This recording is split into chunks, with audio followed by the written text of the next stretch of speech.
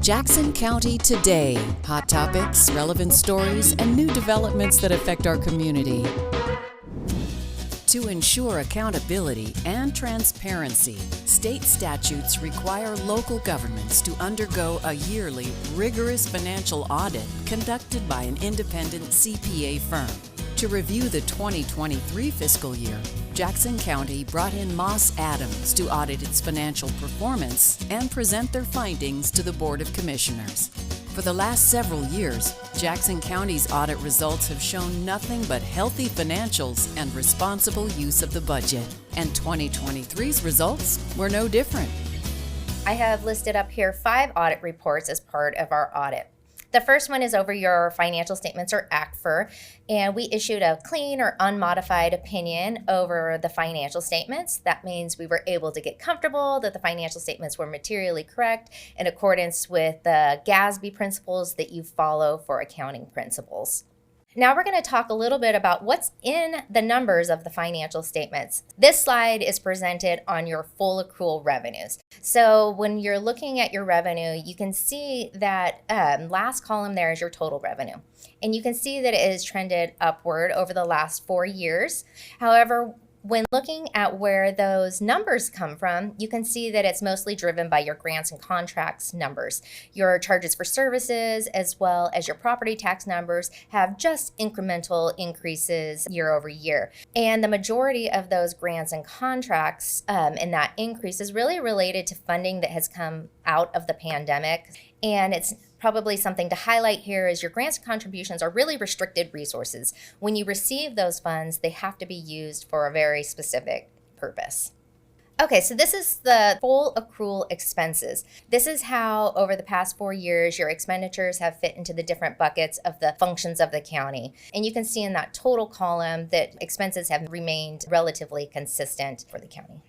So this is net position. This is if you took all of your assets and got rid of all of your liabilities, what is left at the end of the day. That first darker line there is your total net position. So then what makes up that net position are the next 3 bars. You can see that over the past 5 years, your net position has trended up a little bit. That first green bar there is your net investment in capital assets. This is all of your capital assets less any of your debt related to those assets and less your accumulated depreciation. Assuming you weren't continuing to invest in the county, you would see that really trend line go down because your accumulated depreciation and depreciation expense annually is quite significant, so you would see that bar trend down.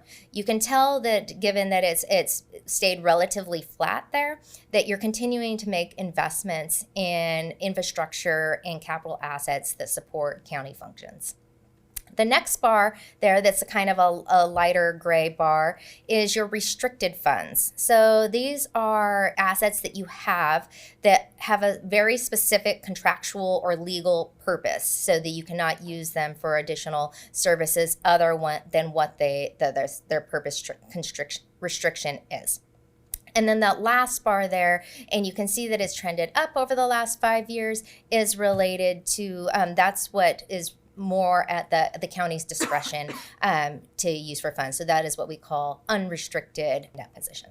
Another item to point out here that is a positive is that a lot of governments have that unrestricted balance has become negative over the past 5 to 10 years as a result of needing to record these additional pension or OPEB liabilities within their financial statements.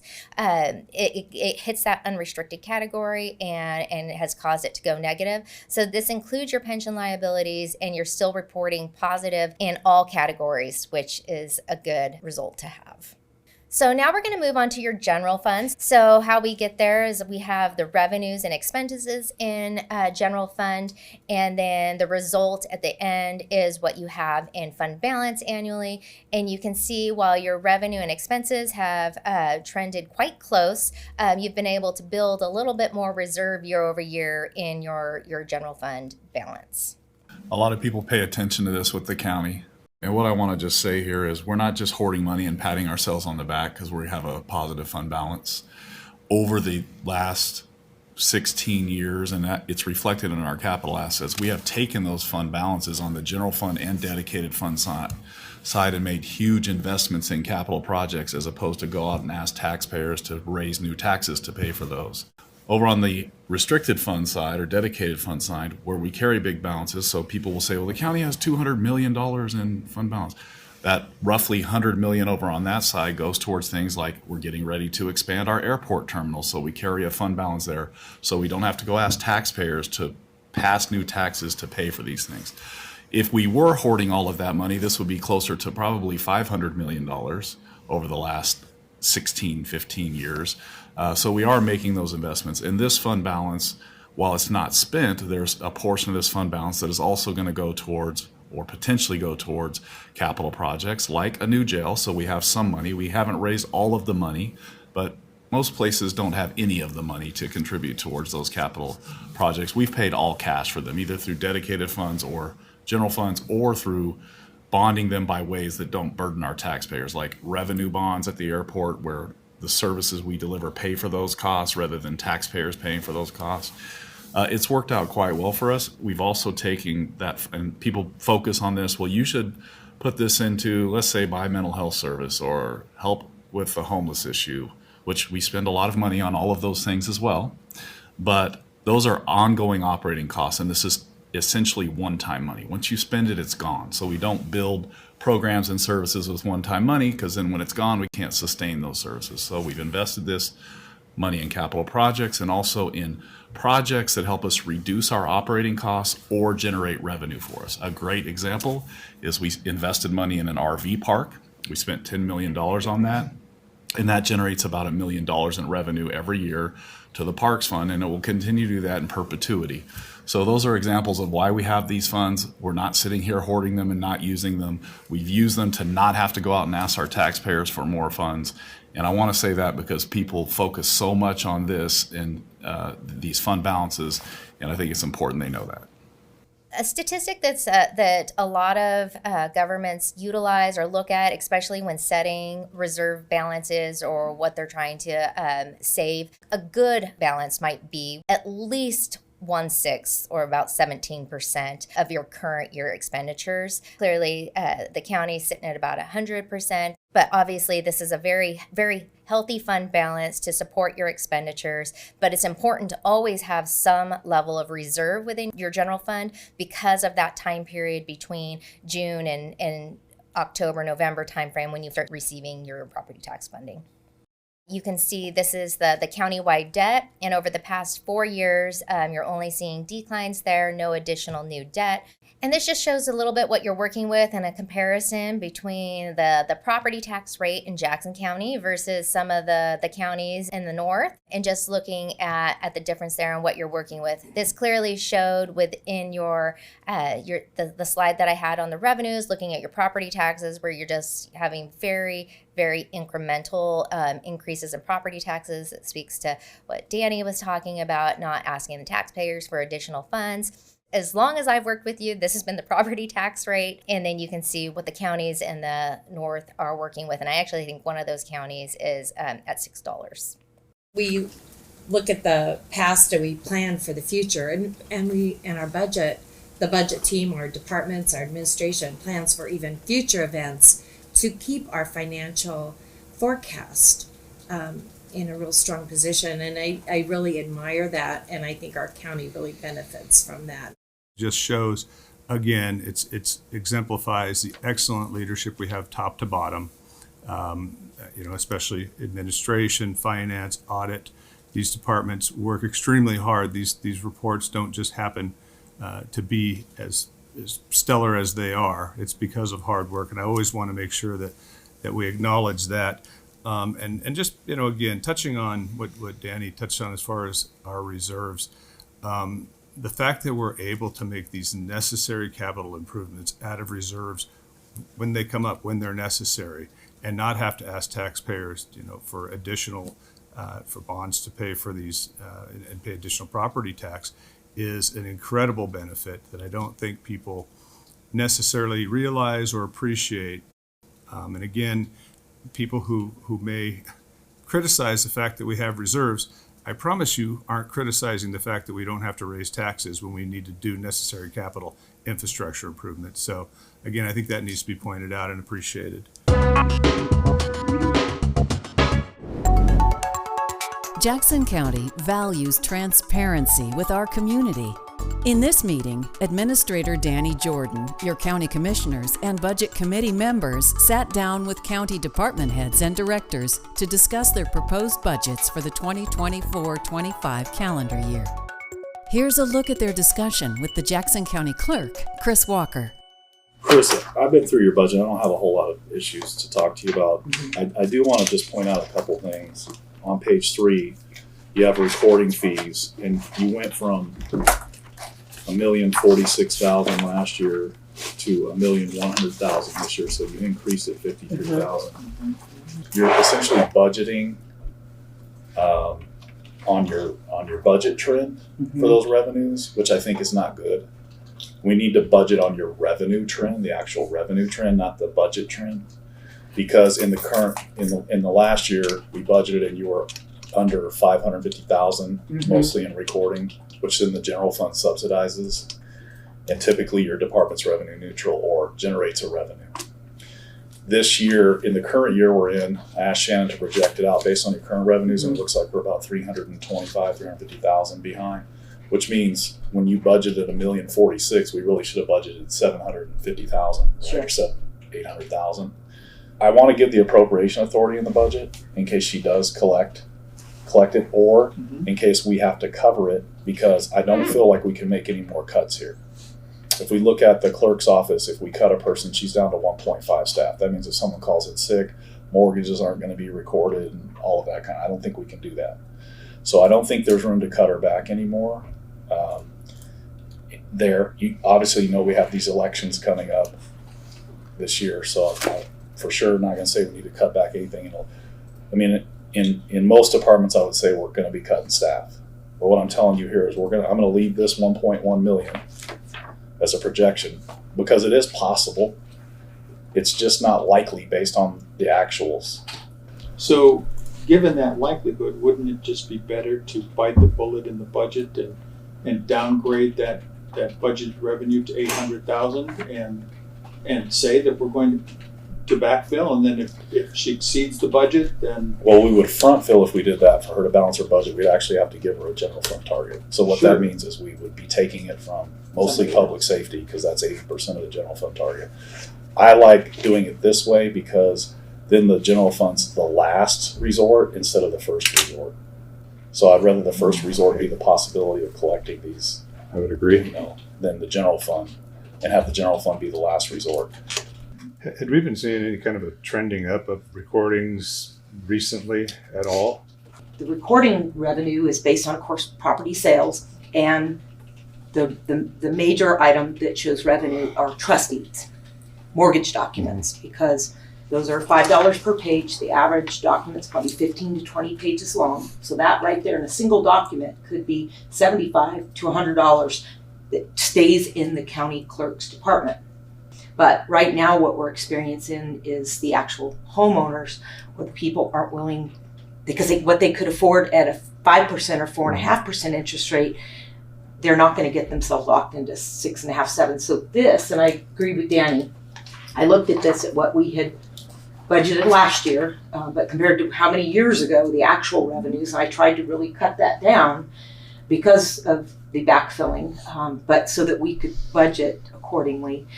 But absolutely, this was anticipating those hopefully 3 reductions, which is what just this morning, even they're saying 3. Some are hopeful for 6, but I don't foresee that budget or the primary cuts in this year. 0.75% is what I'm hearing, possibly May or June.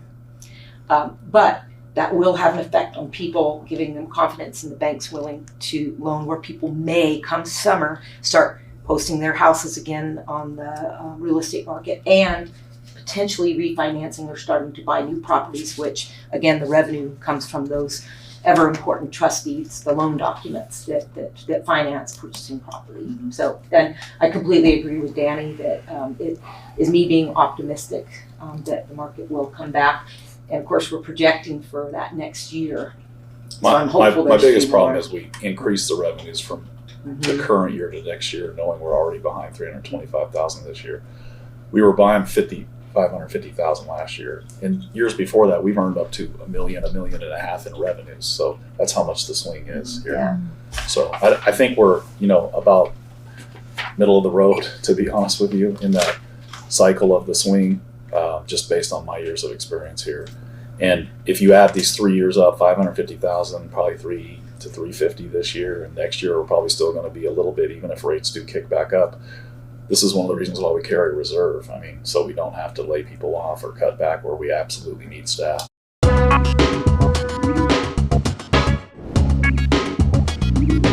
Safe community.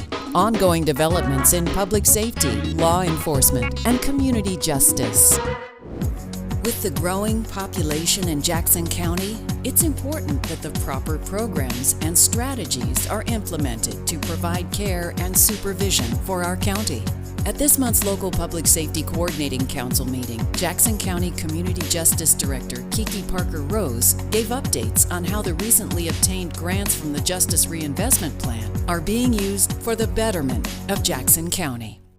The Justice Reinvestment Program is requiring that now anytime we submit quarterly reports to them, that we come before the Public Safety Coordinating Councils, and the Public Safety Coordinating Council approve those reports. Justice Reinvestment Programming is the funding that we went for about a year ago, and we were finally able to get that funding secured, and we received our first IGAs recently for it. So this period that we're going to cover is going to be from July 1st, 2023 to December 31st, 2023. The new requirement is that we come before this council to get approval, and so there's the new language they sent to us in our reporting that we need to abide by. You may recall our formula grant pays for the Pathfinder network. So just notably, they've completed 3,128 interactions with participants. I don't want to belabor the point. You can see the statistics there, and in the interest of time, I'll just move us through. We also fund our transitional care program. That's our 2 residential programs. They're not residential treatment, but they're residences on site where we provide treatment at the transition center located between Phoenix and Talent. This is a 5 to 6 month program, so you can see there were 17 clients that were referred and accepted during that time. The next program that's funded is Cutting Edge Employment Services. That's through Nathan Beard. That's with a contract with him to provide services. So you can see that he has had a lot of interaction with the folks that we provide supervision to, both at the transition center and at adult services and at the collaborative. We also fund the program called Voices of Lived Experience. This is a panel of folks who have previously been under our care and supervision, and this panel provides feedback to us on best ways to implement some of our programming and strategies and what they think would be important for us to think about as we provide our care and supervision to this population. The last program that we funded is the Coordinated Care Housing and Reentry Program. This is the program that we did not want to start until we were able to maintain and secure that 2 years of funding, which we were able to do. So we don't have anything to report on for the July 1st through December 31st period because we hadn't started the program. So that is the formula grant. That's a grant that provides services to the population that we serve. Again, it's for folks that are destined to go to the institution for drug, driving, and property crimes, where we've diverted those folks and left them within our communities instead of sending them to the institution. The second part of our JRP funding is our competitive grant. This is also known as the 416 grant. This is really the district attorney's office's grant. They get to make the decision on who will go into the 416 program. That's called the Downward Departure Program. Again, that's for drug driving and property crimes. We were able, in the last 6 months, to divert 442 months of prison usage, which is pretty high, really, for a 6-month period of time. We currently have 96 active participants, so we all obviously had participants prior to this reporting period that continued. And then just some numbers about some of the services we've provided this population while we've been providing supervision to them. So this is what we're measured on, right? This is a diversion program from the institution. So You can see from the numbers that we had 54 total prison intakes during the last reporting period. Again, drug, driving, and property offenses. First sentences outweighed, were about 33 first sentences, and then we had a total probation revocation of 20, what does that say, 23? 21. Just because somebody didn't go through the 416 program doesn't mean that they're not a downward departure. So 416 is one portion of that program, but we also have several downward departures within the community for those same crimes. We do continue to have a longer length of stay for our probation revocation cases. A lot of that is because when they negotiate those cases with the district attorney's office, many times they're settling several cases and they may have several downward departures that at the time of revocation, they're revoking each of those and giving them a consecutive prison sentence. And then most importantly that we are measured by is our recidivism rate. Jackson County, you've heard myself and I believe the sheriff have also said we have the highest risk population in the state just behind Multnomah when it comes to actual bodies. We just ran these numbers and again, we're only maybe 30 or 40 under what Multnomah County has for risk. That's the initial risk assessment that we do in the community prior to any additional assessments for looking at their needs. So just their risk to recidivate, we're very high in Jackson County. We will continue to do our best to reduce the recidivism rate as well as divert folks from the institution and leave them in the community if they're appropriate to be here. We need to be making sure that we're sending the people that need to go to the institution, and if we can work with people in the community, provide resources for that population to be successful. So, I'll move to it. okay. Motion and a second. Any discussion? All those in favor, please signify by saying aye. Aye. Aye. Opposed? Abstained? Thank you. Awards and recognition, acknowledging elected officials, Jackson County employees, and community members who model exemplary service and dedication. Imagine on the first day of your new job, you were placed in the middle of a record-setting forest fire, and it was your job to plan to stop it.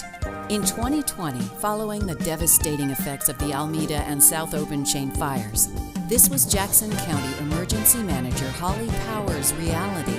Holly took a strong initiative to implement further planning and newer technology to better prepare and protect our county from disaster. A master of her craft, Holly Powers is our March Employee of the Month. Holly Powers began working for Jackson County in May 2021 as the emergency manager. Prior to coming to Jackson County, Holly had over 12 years of experience working in the emergency services field throughout Northern California. The county is very fortunate to have an emergency manager with that experience that she has to handle the types of emergencies we face in our community.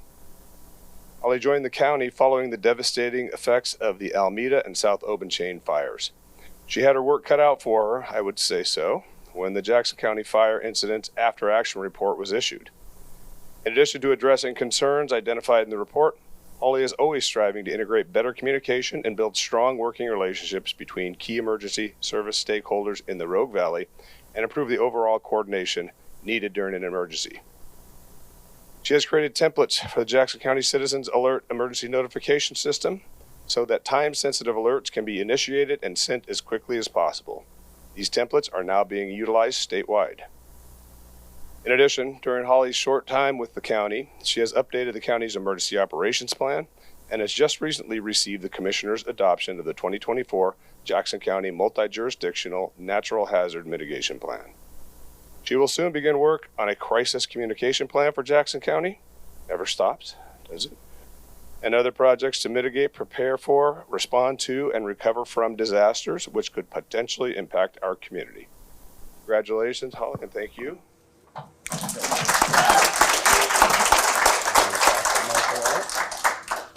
Well, to come here after the disaster of all the fires we had in 2020, and what a time to arrive. And you came anyway. But I will tell you, from all the areas I cover, and from one area of Jackson County to the other, I hear accolades just proclaimed. And I will tell you, I go to Shady Cove and they go, tell your emergency manager thank you for the great work she does. They work with us in getting our emergency management plan ready. And in fact, Sunday I was in Ashland and the SOU president said, we're working on an emergency management plan with your emergency manager, and it's amazing.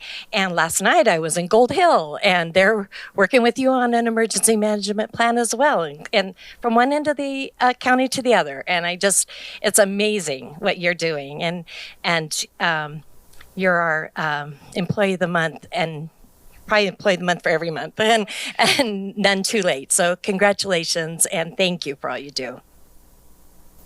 Oh, they've taken all of my points here, but I did want to say also that, really thinking about where we were when you stepped into this job is pretty amazing, Holly. And I will say also, I've been personally in meetings just like you talking about. People sing your accolades, and I really think it's really great the way you bring people together, because this is a team effort, and you've really done a great job doing that. And I think that's really where your strength is, and I appreciate that a lot. So congratulations. All right. Well, good. Let's give you this right now, and then you can. Mr. Chair, can I say a few words? I didn't come down there, but I figured I could say them from here. I just want to say, as you just recognize, Holly is like an all-star. She's a superstar.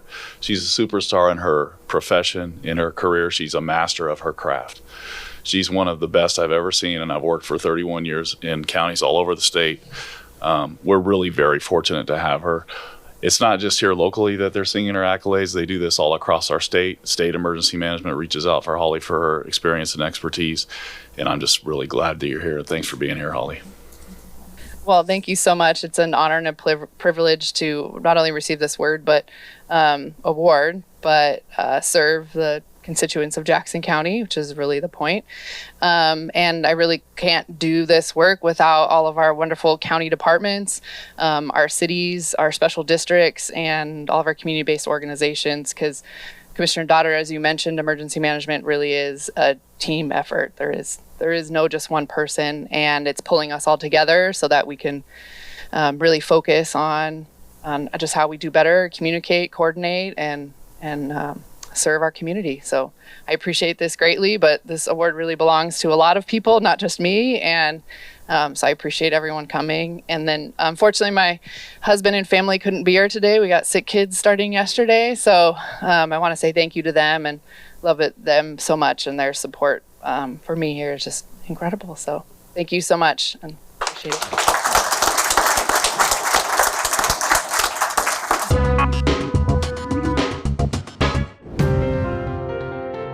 Thank you for joining us for this close-up look at the stories that matter most to you. We hope you feel a little more connected to the people and places that make Jackson County such a special place to live.